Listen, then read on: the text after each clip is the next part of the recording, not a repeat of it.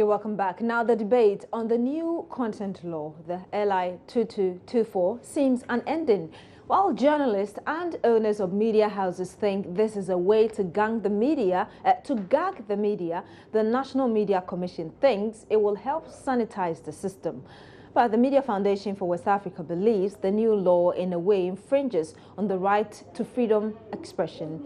Executive Director of the MFWA, Suleiman Abrahima, tells Derek Ekosam the NMC should find other civil ways to regulate the content of the media. Well, it's a reintroduction of the criminal libel law. May not be far from right, except that they are different in names. But in terms of what both laws do is that the ultimate thing is that it can throw somebody in jail. And I think essentially the difference between criminal libel law and the civil libel that we have now is that under civil libel, you don't go to prison for saying your mind or for writing something. But with this piece of legislation, I think it criminalizes aspects of media infraction, and therefore one would not be wrong in saying that it's a reintroduction of the criminal libel law. Now, I want us to take this one by one. The law seeks to control, or you need authorizations for your content. For a layperson, what does this mean? Well, I think when I read the entire document, what I didn't find is there is a section that is dedicated to interpretation. So in academic sense, we would have said operational definition of terms. What I didn't find there is this whole thing about content authorization and what it means. My assumption is that, and based on various elements of the LI, I think it would be right to assume that what it means is before you put out content on air, or let's say the AM show, multimedia should have sent whatever the program format is, what the content would be, what the issues would be, who are the sponsors of the program, what kinds of advertisement will run on the program, the time for the program and discussants on the program to the National Media Commission.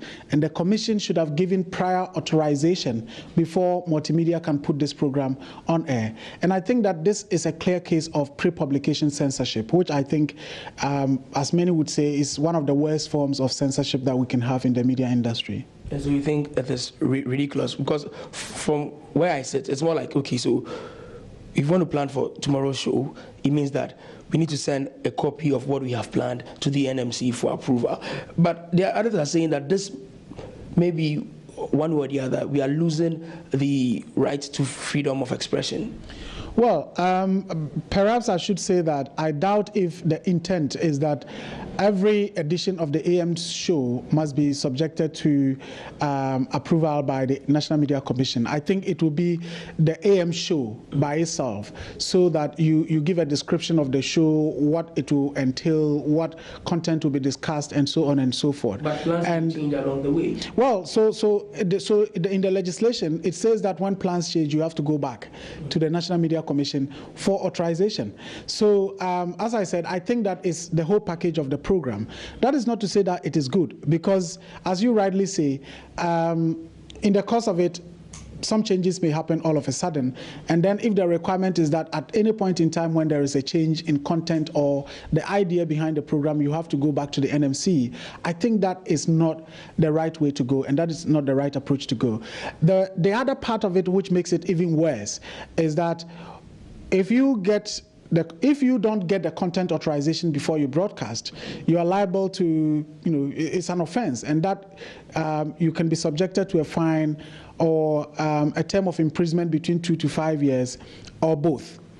And then there is also another section that is about content standard guidelines. And what it says is that those are guidelines that the National Media Commission would give out for media operators to operate on the basis of those guidelines. And if you happen to broadcast outside those guidelines, again, you are liable to a fine or a term of imprisonment, or both.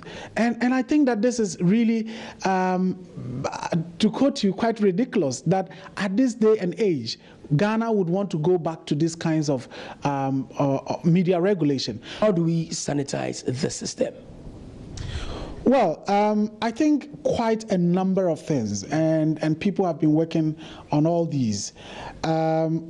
As I said, first of all, the National Media Commission quite clearly, as the lead organization when it comes to independence and professionalism in the media, need to have some powers to bite, and those powers must be civil powers. So powers to impose fines, powers to revoke licenses, and so on and so forth would be in order. I think that as many have continued to do, training is essential. Journalists need to still go through a lot of training, particularly as we are in a country where our training institutions, academic training institutions, are all about theory rather than practice. And so it's important for routine training programs to take place. At the same time, I think that our owners have a responsibility in terms of maintaining the best journalistic practices. Now, the other big issue is with the National Communications Authority that issued the licenses. Who are the people receiving the licenses? Today, I think that politicians, active politicians, own radio stations more than those who are, just private people or business people who want to use the media for business. And if we continue to issue licenses to active politicians whose interest simply is to use the airwaves for propaganda and for partisan interest, then we would have a difficult battle. So the NCA also has a role to play in terms of being meticulous and being careful about who they grant broadcast licenses to.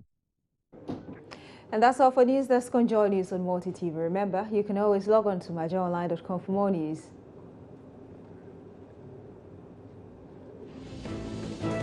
My name is Beatrice Edu. Thank you so much for joining us. Up next is Joy News Interactive. Stay with us.